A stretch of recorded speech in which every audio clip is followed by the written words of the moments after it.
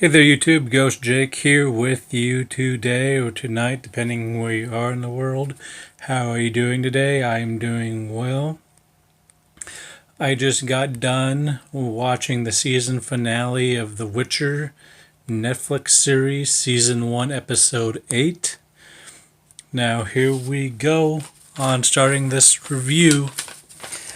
Let's get to it. Now, this episode I found the season finale to be really good, actually. And it opens up with a scene of Sentra with Sentra completely on fire, right? Completely on fire, like after Nilfgaard's attack, and then like completely on fire, and there's also there's a scene like in the forest where this I don't know exactly what he is. He's either like a merchant or like a like dead body mover. I'm not exactly sure what this guy is, but but the thing is, there's these weird creatures, right, that come up from underneath the ground, like boar in coming up from underneath the ground, and I have no idea what they are, right? And Geralt defends the merchant or the dead body mover, whatever the guy is, and apparently, I if I had to guess what these weird monsters are, my guesses would be that they're probably neckers or rot fiends or something like that, but I'm not entirely sure. That's just a guess from playing the games. I don't think in this episode they actually told you what those weird monsters were. But anyway, Geralt defends this guy, right? And in the process, Geralt gets bitten by whenever this mystery thing is. He gets like bitten in the leg or scratched. And apparently, what you learn is what you learn from whatever mysterious creature this is, that one bite can kill a person. So whatever it is, the toxin or whatever, I don't know if they have toxin, but toxin, venom, whatever, the bite from that creature can kill a person. And now we come to Ciri. We see Ciri in the field from the previous episode. Yen and the mages are on a in the field, and Ciri in the field from the previous episode, and everyone from the magic she used in episode 7 at the end, everyone's dead. The horse is dead. Those old friends of her that tried to take her are dead. Everyone is dead. And she comes across this woman who takes Ciri to her house, pretty much, and to her house. And now we come across Yen and the mages. Yen and the mages, they're aboard this boat going to this place called Sodden, right? And they're preparing for battle versus Nilfgaard, right? They are preparing for battle for Nilfgaard. So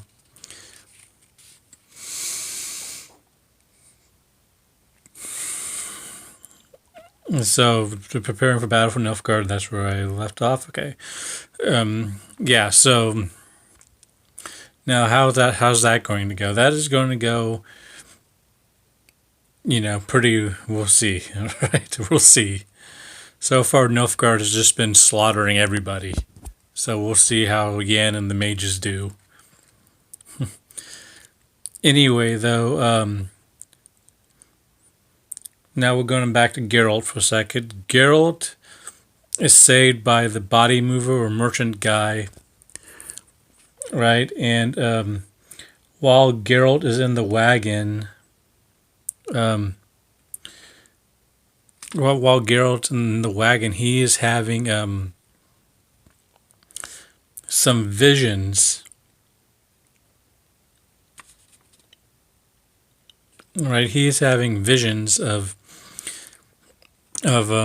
like when he was a young boy, right, and preparing for battle with Geralt had visions as when he was a young boy.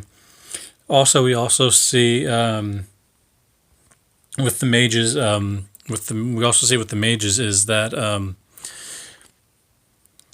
pretty much Nilfgaard is breach sodden, right? And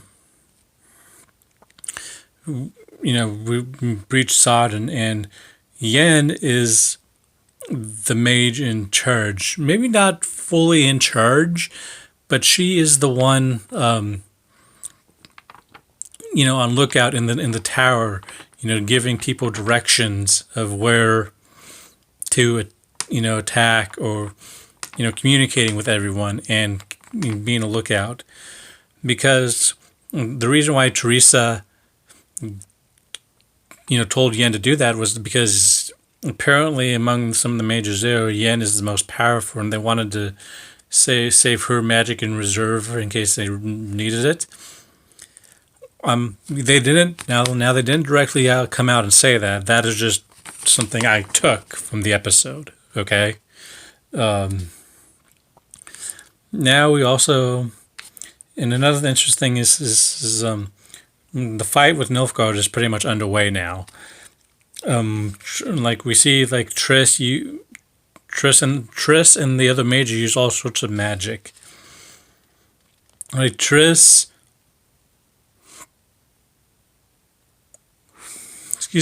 used some sort of magic on the ground, right? And she used like poison. It was like poison mushrooms or whatever. And I don't know if it was poison enough to kill them, but it was definitely poison enough to make them, out of commission at the very least. Right? And the other mages are using their sort of magic too, like Vigor Force is trying to fight Ymir. Everyone's in, and he pretty much gets his ass kicked, and that doesn't really go well for him, does it? And other mages are using all sorts of magic too, trying to keep the Nilfgaard forces at bay, and they do a pretty decent job, right? But you know how well, excuse me, we know how well that goes, right? It doesn't really go very well at all. And now we have Geralt in his hallucination vision thing. But one thing I forgot to mention really fast was while Geralt was in the wagon with the body mover guy, right? Before we continue on, because he's still in the wagon, what I'm about to say next. Geralt wants him to take him past Sauron to the Blue Mountains, so Geralt wants to go home to Kaer Morhen. Because apparently,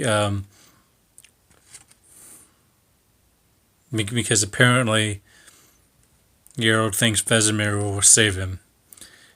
Now, actually, speaking of Vesemir, while Geralt's still in his hallucination thing, right, he actually hears Vesemir's voice say, like, Geralt, I'll be waiting for you, or, something along those lines.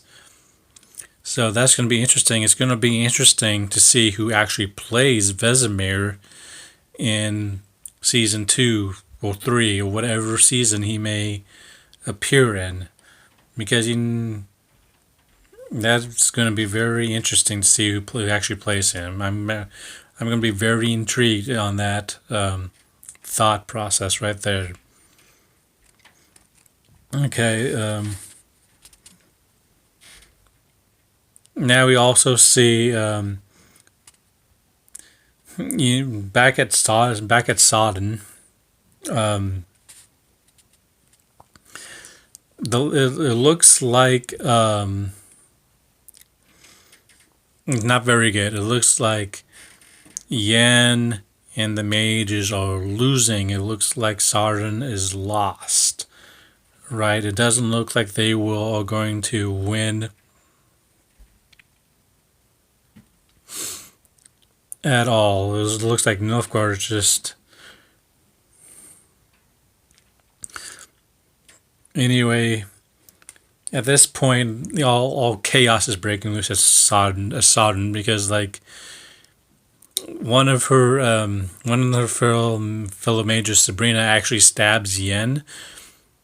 Now the reason she did that was because it's not because she didn't turn to Nilfgaard's side or anything. It's because like one of the people of Nilfgaard put this like weird box and smuggled this weird box into like the Sodden castle, Sodden defense area, and the box was gave, and Fringilla gave the box, and these weird like warm things came out of the box and was like in her ear, and whatever it is, it was able to control her, Sabrina, for a little while.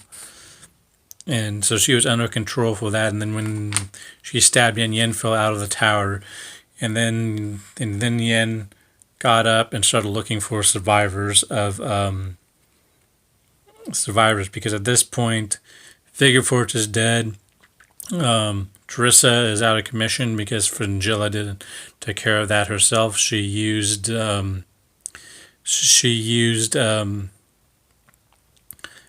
dimeronium, like dust or whatever it was, to immobilize Teresa. And it also looks like Geralt is having like a dream state again. I think this one's more a dream, not like a hallucination. I mean, it's still a little bit of a hallucination, but it could be a dream too. Like he sees like a little vision of Yen, but he also sees someone called like Vizima. And now I don't know who this person is. One, because I didn't read the books, and I don't think she was in the games. Now, I think she might be Geralt's mother, or the person he was traveling with before Vesemir found Geralt and took Geralt to Kaer Morhen. Right? That's who I think it is. And now we are back in Geralt's dream. She gives him like a healing concoction for his leg. Excuse me, why am I yawning so much? I have no idea. Sorry about that again. But anyway, after she gives him that, she vanishes and then she wakes up. Now back at the Battle of Sodden, Nilfgaard is just absolutely, at this point, Nilfgaard is absolutely slaughtering everyone. Now here's something really cool. Like Yen finds like Teresa, right? And here's the very interesting thing. Yen, because in the games Yen uses some sort of like lightning magic or whatever, right? Now in this, she used very powerful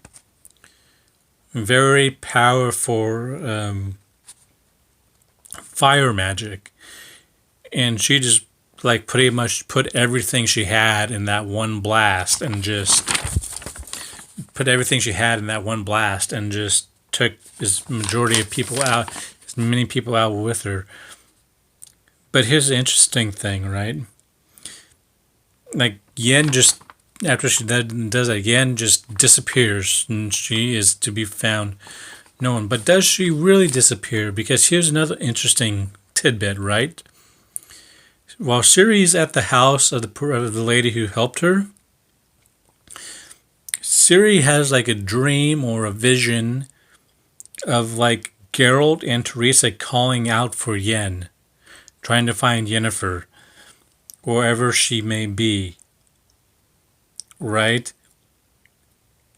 And we don't know where she is at the moment, right? But we don't know. I have no idea. She's either teleported somewhere after using all that magic, or she we damn well know she's not dead. So, and the reason we know that is because she's in The Witcher 3.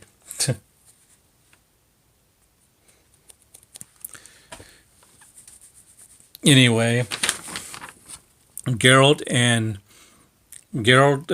arrives at the. Ironically, the person Geralt defended is the wife of the lady who found Ciri, and Geralt goes and sees.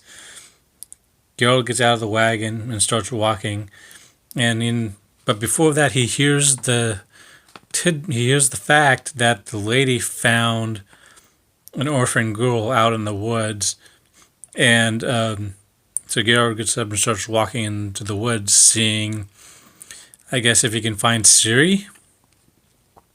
And guess what? At the end of the episode, Geralt finds Ciri in the woods, and then Ciri asks Geralt who is Yen. But she doesn't just say Yen, but we know who she says who is Yennefer. Right? So this is going to be the end of my review for episode 8. Now I have one more video planned for The Witcher. Is my thoughts on the season. Now, I'm debating if I should just do it tomorrow or Sunday, or if I should rewatch the entire series and then do it afterwards. I'm kind of leaning towards rewatching the entire series and then doing it afterwards, because now I can just sit back and enjoy it. Even though I did enjoy it watching it the first time with you guys, so I can do YouTube videos on it. But anyway, guys, I'm just still trying to figure that out. Anyway, guys, this is Ghost Jake signing off. I hope you like episode 8, my episode 8 review and recap. I shall see you guys later. Bye.